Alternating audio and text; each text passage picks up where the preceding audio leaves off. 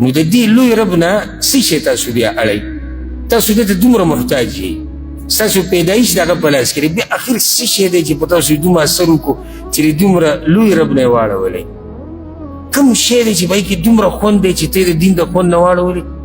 یو سړی به ما ته وایي چې نشه، سندره، دمتوب، حرامې پیسې، ځواني، دا ټولې خبرې سیټ ته کښېږده. دا د هغه انسان خبرې چې د هغه عقل په خپو کې نه دی، د خپو نه لاندې دی، د خپو د تلي نه دی، د خپې د دې لاندې عقل پروت دی. دا دومره کم عقل دی چې یو سړی دا وایي چې د شیطان خبرې ما له دومره خوند راکوي چې دومره د رب نه راکوي.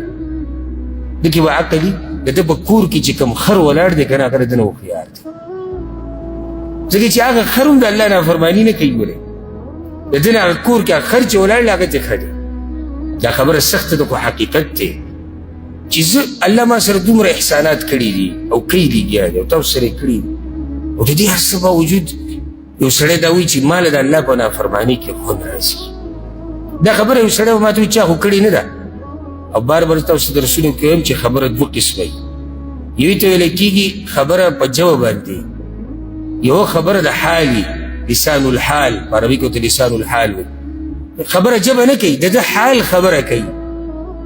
دا کوم سړي چې د الله نافرماني له ترجیح ورکړې ده په مقابله د دین کې، د ده حال څه وي؟ تاسو ما ته ووایئ.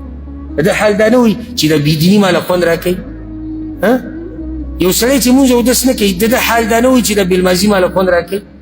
یو سړی چې ګیره خري، د ده حال دا نه وي چې ماله د ګیره خریل خوند راکوي.